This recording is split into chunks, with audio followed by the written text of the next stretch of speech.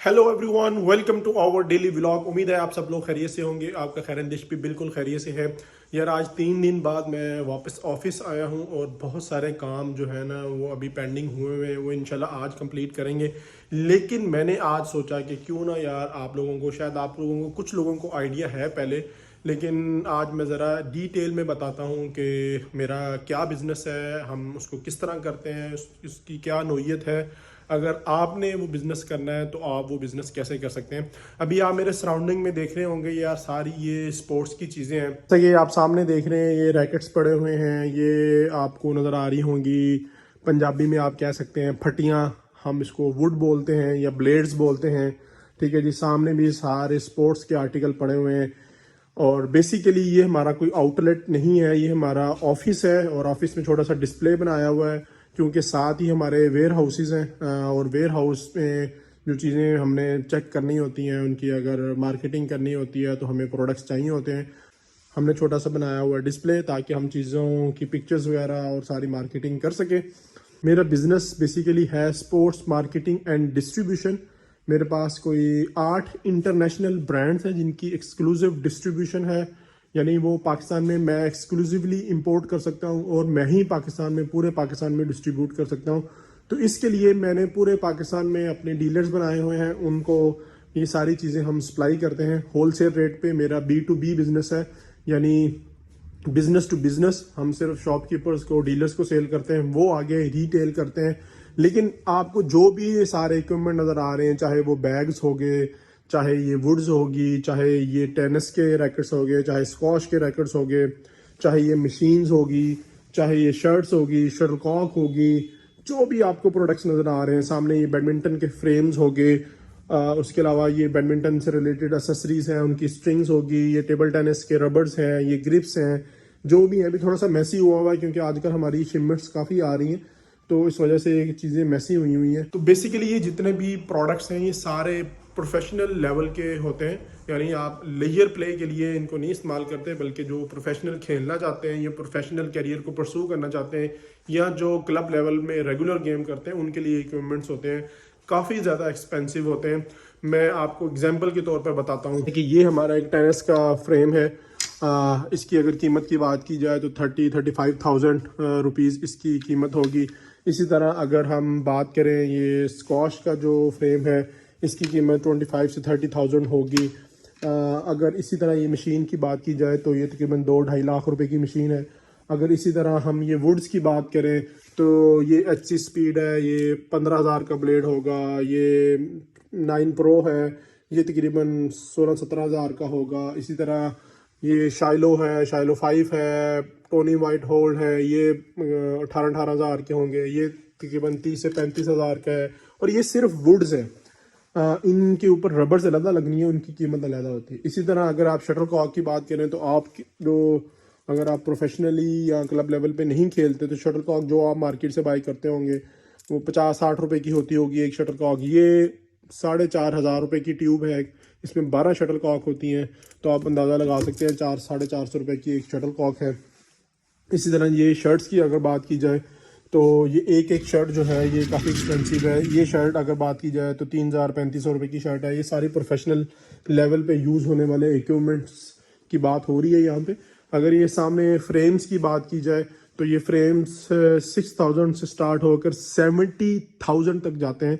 इसी तरह ये किट बैग्स होते हैं, यहाँ पे प्लेयर्स अपने सामान रखने के लिए यूज़ करते हैं, अपने जो स्पोर्ट्स इक्विपमेंट है वो रखने के लिए यूज़ करते हैं। ये 30-30 हज़ार रुपये के ये किट बैग्स हैं।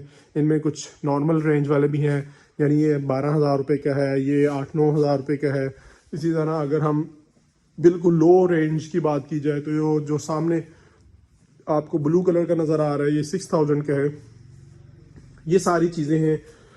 ये आप चेक कर सकते हैं, ये सामने आपको ग्लासेस नज़र आ रहे होंगे, लेकिन ये स्क्वॉश के प्रोटेक्टिव ग्लासेस होते हैं, ये पहन के खेलना होता है। तो ये सारे जो इक्विपमेंट्स हैं ये हम सेल करते हैं। हमारे इन ब्रांड के साथ एग्रीमेंट्स हैं, हम इनको पाकिस्तान एक्सक्लूसिवली इंपोर्ट करते हैं और फिर पूरे पाकिस्तान में आगे डिस्ट्रीब्यूट करते हैं और इनको मार्केट भी करते हैं। यानी ये जो प्रोफेशनल लेवल के प्लेयर्स होते हैं इनके साथ कोलैबोरेट करते हैं, इनको हम स्पॉन्सर करते हैं, वो हम हमारे लिए मार्केटिंग करते हैं।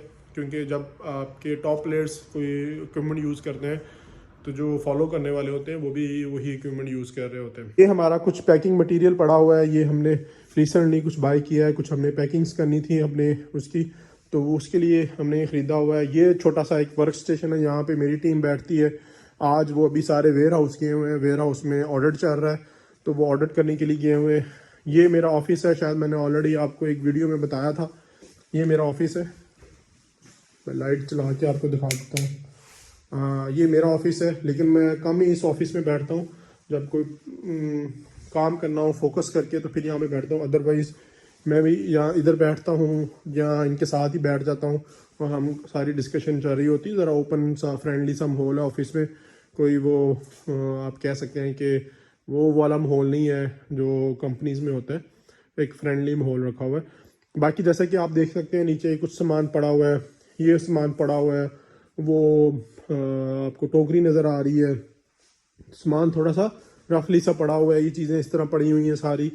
तो बेसिकली ये हमारा ऑफिस भी है, ये हमारा यहाँ पे हम वीडियोस भी बनाते हैं अपने यूट्यूब चैनल के लिए, जो हमारा बिजनेस से रिलेटेड चैनल है। यहाँ पे हम अनबॉक्सिंग भी कर रहे होते हैं, यहाँ पे पैकिंग भी हो रही होती है, सब कुछ यहीं पे करते हैं। तो वन गो स्टेशन है। तो लेकिन जो वेयर हाउसेज हैं वो अलहदा, वो मैं ऑलरेडी वीडियोस में आपको दिखा चुका हूँ, हमारे जो 3 वेयर हाउसेज हैं।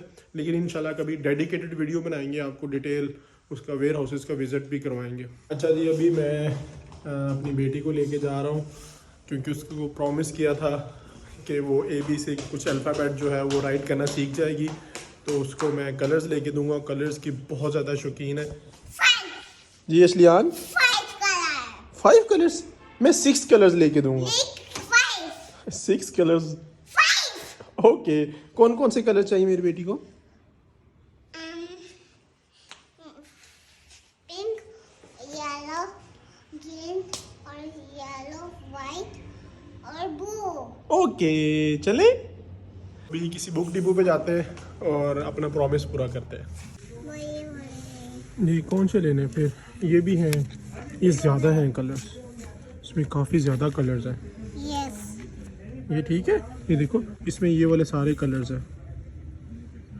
ओके, ये ले ले। और कौन से लेने हैं बेटा? ये वाले लेने हैं, ये भी नहीं लेने? कौन से लेने हैं फिर? कलर्स चाहिए हमें ना, आपको कलर्स लेने हैं ना। ये इसने दिखाएं, कौन सा लिया आपने? कलर, ये वाला लिया है, कैंस, क्रेयॉन्स कलर्स लिए हैं। कैन, ओके ठीक है, अब आपको क्या चाहिए? बुक, बुक चाहिए, ओके। ये देखें, वो देखें बुक, ये ठीक है, ठीक चलें, ये दे देंगे। मार्केट से वापस आके यार मेरी मगरिब की नमाज़ भी रहती थी और इशा की नमाज़ भी रहती थी, वो मैंने इकट्ठी पढ़ ली और सारा दिन गुजर गया था। मैंने अभी अपना चैलेंज के अंदर जो मैंने 30 मिनट्स कुरान पाक पढ़ना था डेली, वो भी नहीं पढ़ सका था, क्योंकि सुबह रात ट्रैवलिंग की वजह से सुबह मैं 5:30 बजे उठ नहीं सका। फजर की नमाज़ भी लेट पड़ी थी, तो अभी मैं फिर कुरान पाक पढ़ा था। इशा की नमाज़ के बाद सूरह मुल्क पढ़नी चाहिए और वही मैं कंप्लीट कर रहा था। कुरान पाक के बाद मैंने सोचा यार अपना दूसरा चैलेंज भी जो है वो पूरा कर लिया जाए, यानी बुक रीड करनी होती है हमने। कोई भी जो भी आप पढ़ना चाह रहे हो, जो भी आपने स्टार्ट की हो, मैं आजकल पढ़ रहा हूँ think and grow rich by Napoleon Hill, जो कि हमारे 30 डेज़ चैलेंज का हिस्सा है। डेली 30 मिनट बुक रीड करना, मेरी हाफ से ज़्यादा कंप्लीट हो चुकी है, आपको भी मैं रिकमेंड करता हूँ। और वहीं पे बैठे बैठे मैंने सोचा यार मुझे अपनी डायरी भी लिख लेनी चाहिए। रात होने वाली है, अब इसके बाद व्लॉग अपलोड करके मैंने सोना है। डायरी लिखना बहुत ज़्यादा ज़रूरी है, क्योंकि आप अगर आपका ये दिन जो है आप चाहते हैं कि इसकी हेल्प से आपका आने वाला दिन जो है वो बेहतर हो, तो आपका डायरी लिखना ज़रूरी है। अच्छा यार, सुबह मैं 5:30 बजे तो नहीं उठ सका, तो ये तो हम नहीं टिक करने वाले, क्योंकि सफ़र से आया था और सुबह देर से उठा। लेकिन मैंने नमाज़ पढ़ ली थी फजर की बाद में, और उसके बाद ज़ोहर की भी पढ़ ली है, असर की भी पढ़ ली है, मगरिब की भी पढ़ ली, इशा की भी पढ़ ली, और हमने कुरान पाक भी 30 मिनट पढ़ ली है। एक्सरसाइज आज नहीं हो सकी और 30 मिनट रीडिंग हो गई है, कंटेंट आज हो गया है, एवेल्यूएशन भी आज हो गई है। और ये पिछले 3 दिन है जो हमारे मिस हुए हैं, जो मैं हासलपुर गया हूँ एक एमरजेंसी के लिए, तो ये 3 दिन हम पूरे करेंगे अपने 30 डेज़ के बाद, जब 30 डेज़ कंप्लीट हो जाएंगे। और आज के दिन ये 2 हमारे टास्क रह गए हैं, ये पूरे नहीं हो सके, तो इस पर मैं क्रॉस नहीं कर रहा। अगर आप में से किसी ने ये चैलेंज स्टार्ट किया था मेरे साथ, तो वो अपनी सिचुएशन बताए कि उसका चैलेंज कैसा जा रहा है, क्या उससे बेहतरी हो रही है, कौन कौन से जो पॉइंट्स हैं वो मिस हो रहे हैं और कौन से रेगुलर हो रहे हैं। अपने पॉइंट्स बताएं, ज़रा देखते हैं कि आप कहाँ तक पहुँचे। खैर, आज का व्लॉग यार यहीं पे ख़त्म करते हैं। उम्मीद है आपको ये वीडियो अच्छी लगी होगी। अगर ये वीडियो आपको अच्छी लगी है तो ज़रूर लाइक कर दीजिए और मेरे चैनल को भी ज़रूर सब्सक्राइब कर लें। कल इंशाल्लाह एक नए व्लॉग में मिलेंगे। तब तक के लिए अपने खैर देश को इजाज़त दीजिए। अल्लाह हाफिज़।